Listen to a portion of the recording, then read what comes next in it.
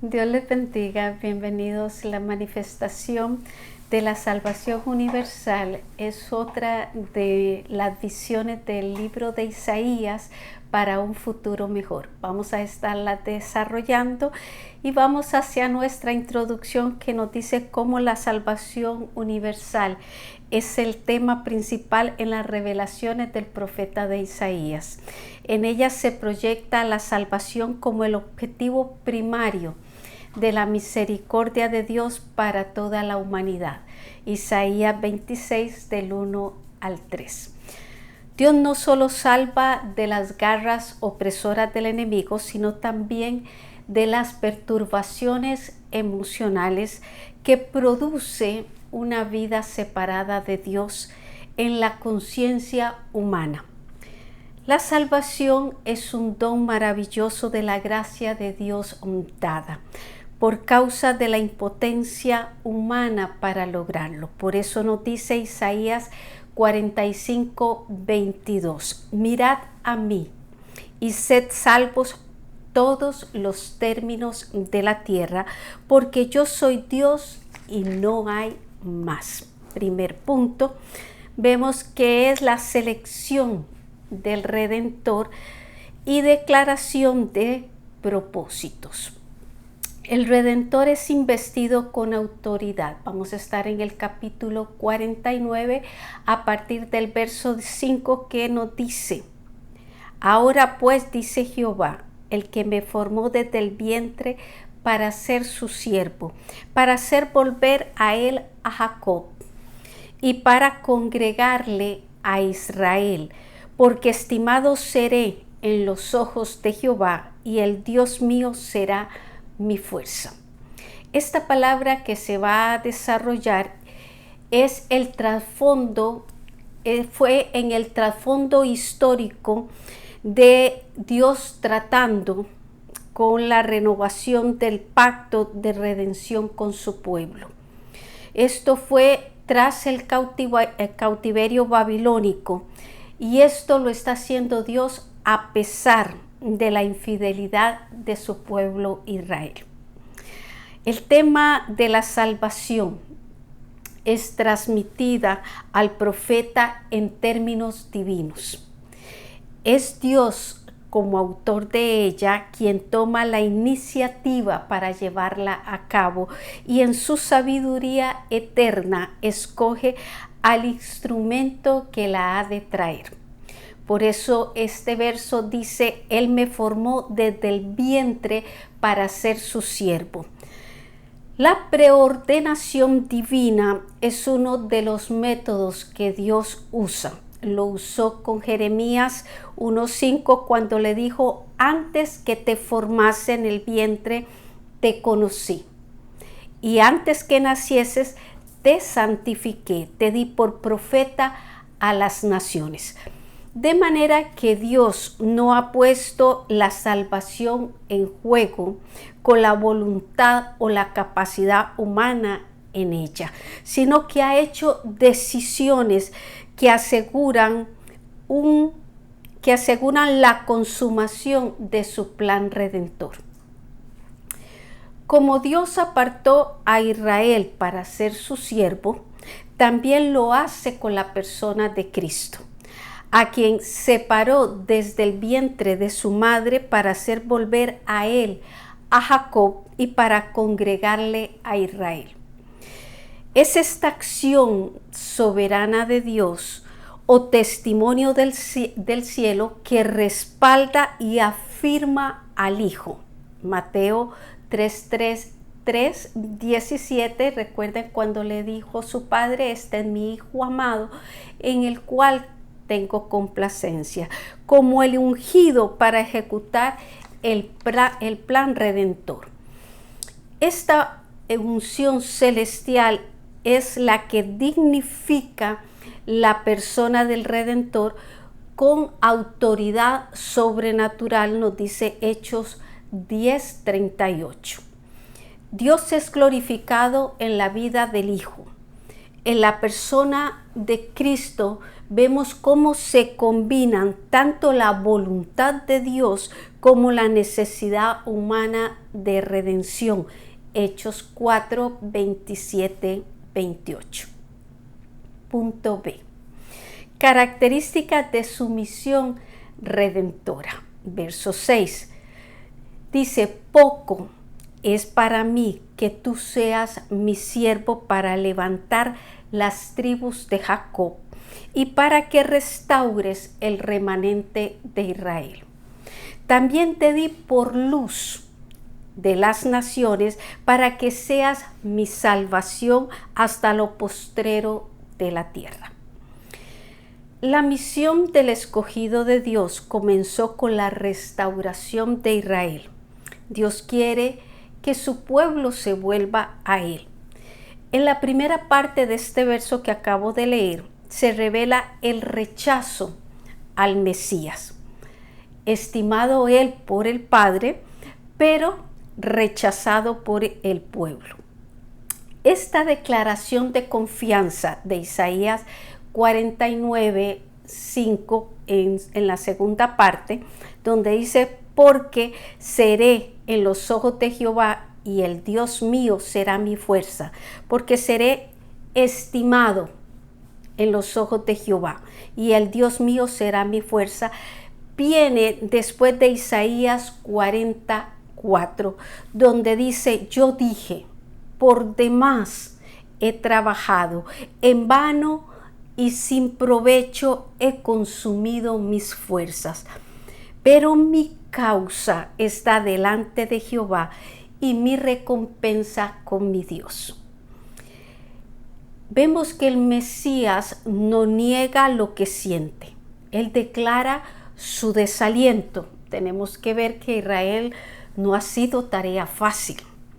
A la vez es vencido el desaliento por la fortaleza de saber y creer que su causa y su recompensa están en las manos de su Padre, que es la segunda parte del verso 6, cuando dice que viene a ser la recompensa, te di por luz a las naciones para que seas mi salvación hasta lo postrero de la tierra. El plan de salvación es alcanzar a todo el mundo. Ya no solo se quedó con Israel, sino que se extendió al mundo entero. Marcos 16, 15 nos dice, id por todo el mundo.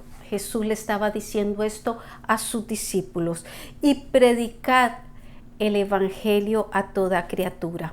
Lucas 2:32 dice que Cristo vino para hacer luz, para revelación a los gentiles y gloria de su pueblo. Segunda de Corintios 5:20. Así que somos embajadores. ¿Quiénes? Nosotros, los que hemos creído en Cristo. Dice, así que somos embajadores en nombre de Cristo, como si Dios rogase por medio de nosotros. Os rogamos en nombre de Cristo, reconciliados con Dios. Esta es la expresión de un creyente ante uno que no lo es. Esta misión redentora no concluye hasta que la trompeta suene y los redimidos seamos arrebatados para estar con el Señor. Nuestra primera pregunta nos dice, ¿cómo venció el Mesías el desaliento? Punto 2. El costo moral de nuestra salvación. La humillación como instrumento de redención. Seguimos en Isaías 49, ahora el verso 7. Así ha dicho Jehová, Redentor de Israel, el santo suyo, al menospreciado de alma, al abominado de las naciones, al siervo de los tiranos. Verán reyes y se levantarán príncipes y adorarán por Jehová, porque fiel es el Santo de Israel, el cual te escogió. La salvación no es un acto de imposición, es más bien uno de exposición. Dios Padre expone la vida de su Hijo, apelando así a la conciencia pecaminosa y al corazón rebelde del ser humano. Lamentablemente, aquel a quien Dios Padre honró como su Hijo, el mundo lo menospreció, lo escarneció y también lo crucificó. Juan 1:11. Pero su determinación por salvar la humanidad nos la describe Pablo en Filipenses 2 del 5 al 8, cuando dice: haya pues en vosotros este sentir que hubo también en Cristo Jesús, el cual, siendo en forma de Dios, no estimó el ser igual a Dios como cosa a que aferrarse, sino que se despojó de sí mismo, tomando forma de siervo, hecho semejante a los hombres, y estando en condición de hombre, se humilló a sí mismo, haciéndose obediente. Y esto dice hasta la muerte, y no una muerte fácil, sino una muerte de cruz. El Salmo 22 también nos narra las angustias del Redentor, de la misma manera que Isaías 53 nos habla de su sacrificio y de su humillación. La humillación del Mesías es el precio más alto pagado por la redención humana. Mientras Israel le escarnece y sacrifica, en otro se levanta conciencia. Dice: reyes y príncipes que adoran a Dios por su fidelidad a ellos. Fue necesario que esto aconteciese para que nosotros hoy pudiésemos entender la gracia que nos ha sido dada. Segunda de Corintios 8:9. Porque ya conocéis la gracia de nuestro Señor Jesucristo, que por amor a vosotros se hizo pobre siendo rico, para que vosotros con su pobreza fueseis enriquecidos. Así se cumple en el sacrificio de Cristo la visión de extender la salvación hasta lo postrero de la tierra. Tomando en consideración esto que les estoy diciendo, sobre tal humillación que él sufrió, nos dice el autor de Hebreos 2:3. ¿Cómo escaparemos nosotros si descuidamos una salvación tan grande, la cual, habiendo sido anunciada primeramente por el Señor, por esta palabra, por estas profecías, nos ha sido confirmada por los que la oyeron, por aquellos que hemos participado de ella y hemos visto la eficacia en nuestras vidas? La humillación del Redentor demanda la nuestra ante Él, en reconocimiento de la eficacia de su sacrificio para nuestra redención. Filipenses 2, 10, 11. Para que en el nombre de Jesús se doble toda rodilla de los que están en los cielos y en la tierra y debajo de la tierra, y toda lengua confiese que Jesucristo es el Señor, para gloria de Dios Padre. La participación divina en la salvación universal en nuestro punto B, verso 8. Así dijo Jehová: en tiempo aceptable te oí, y en el día de salvación te ayudé, y te guardaré, y te daré por pacto al pueblo, para que restaures la tierra, para que heredes asoladas heredades. Vamos a considerar las afirmaciones que Dios le hace a su escogido y cuál es la participación divina en este proceso redentor. Dice: en tiempo aceptable te oí. nuevamente se nos presenta aquí en un lenguaje humano la compasión de Dios.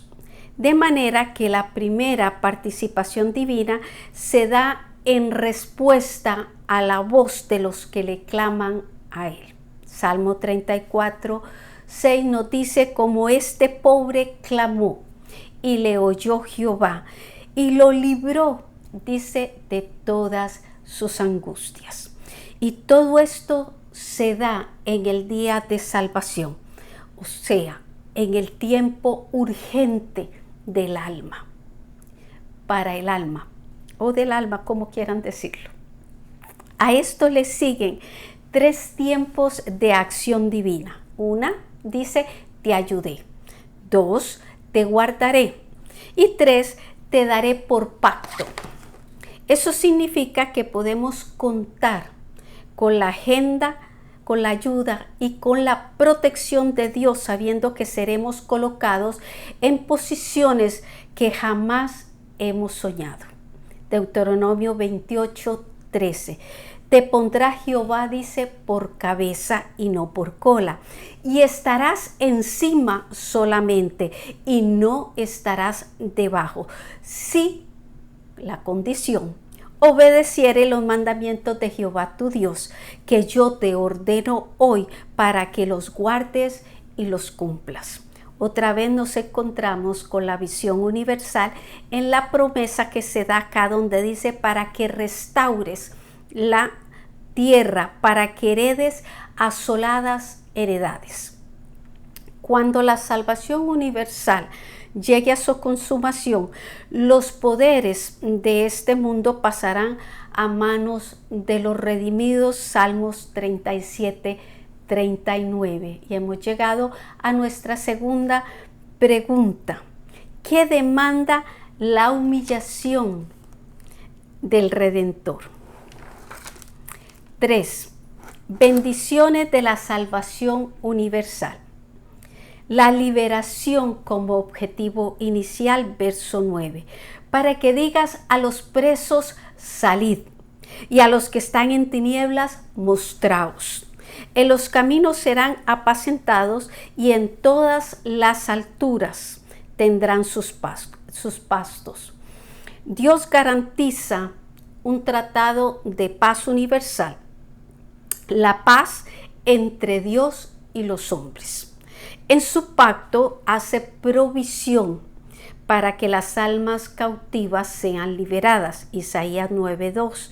En esta visión mesiánica anticipa esta acción diciendo: el pueblo que estaba en tinieblas vio gran luz.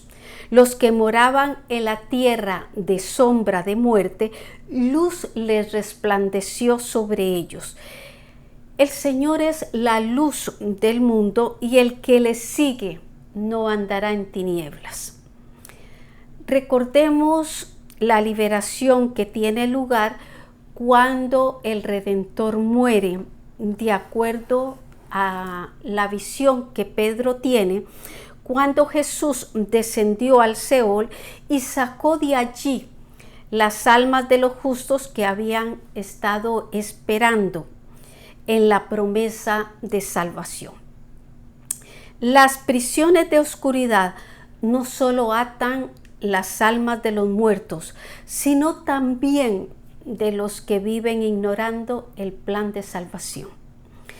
A los que están cautivos por el temor de la muerte, para ellos vino el Redentor a desatar las cadenas de opresión y conducirlos a tierra de libertad. Hebreos 2, 14 y 15. Juan 8:36 nos da otra afirmación: si el Hijo os libertare, seréis verdaderamente libres. Punto B.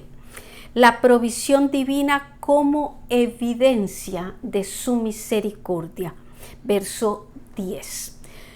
No tendrán hambre ni sed, ni el calor ni el sol los afligirá, porque el que tiene de ellos misericordia los guiará y los conducirá a manantiales de aguas.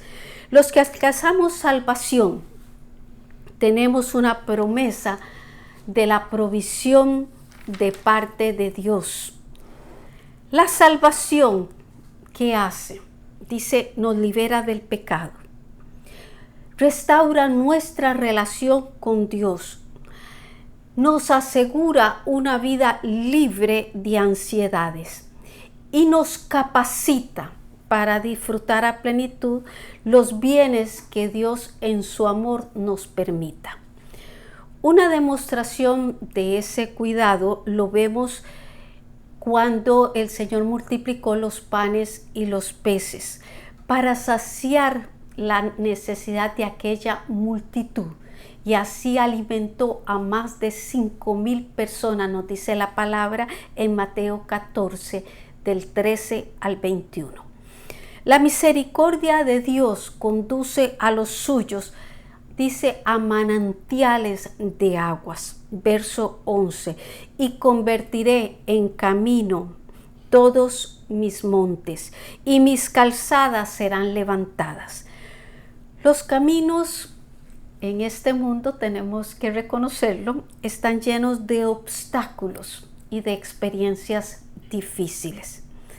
Pero la buena noticia es que nuestro pastor conduce el rebaño por sendas rectas y dice que allanará los montes, es decir, eliminará esos obstáculos de nuestro camino.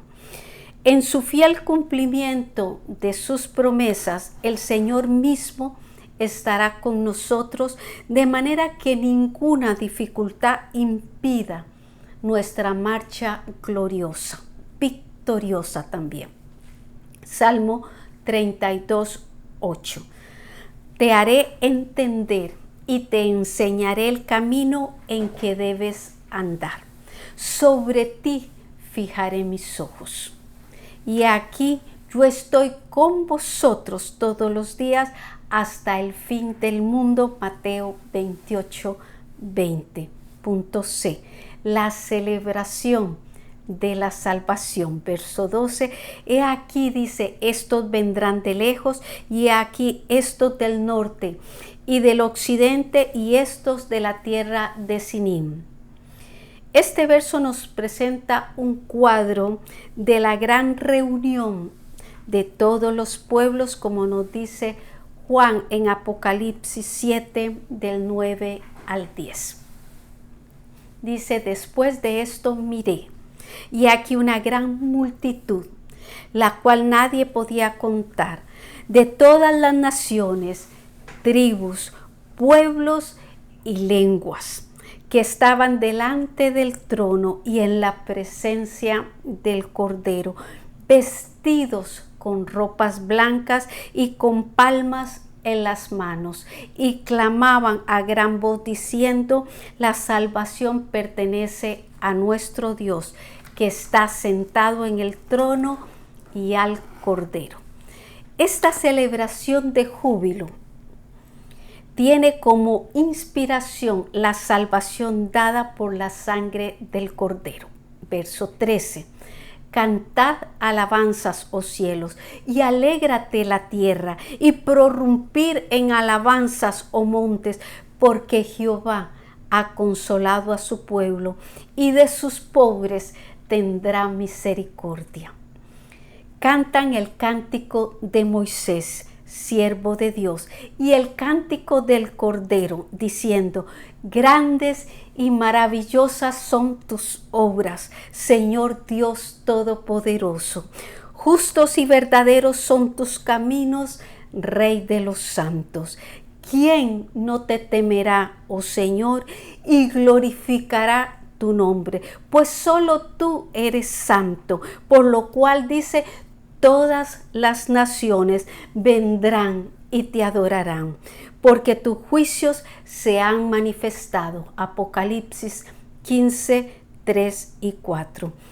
Gracias a la obra poderosa de nuestro Dios, cada creyente tiene esta esperanza gloriosa de formar parte de esta gran reunión para celebrar nuestra salvación eterna. Pregunta: ¿Qué hace la salvación por aquellos que la reciben? Nuestra reflexión. La salvación que nos viene con Cristo es una experiencia liberadora del poder de las tinieblas para vivir en la luz admirable de nuestro Salvador, sin dolor ni miseria, porque somos trasladados a pastos delicados y a aguas de reposo. Por eso te invito a no descuidar una salvación tan grande como nos dice Hebreos 2, 1 y 3. Es necesario que con más diligencia atendamos a las cosas que hemos oído, no sea que nos deslicemos, porque ¿cómo escaparemos nosotros si descuidamos una salvación tan grande? Que el Señor nos ayude a cada uno. Nuestra próxima semana estaremos en otra de estas visiones, la de la gracia inmerecida. Que Dios siga guardando sus vidas. Amén.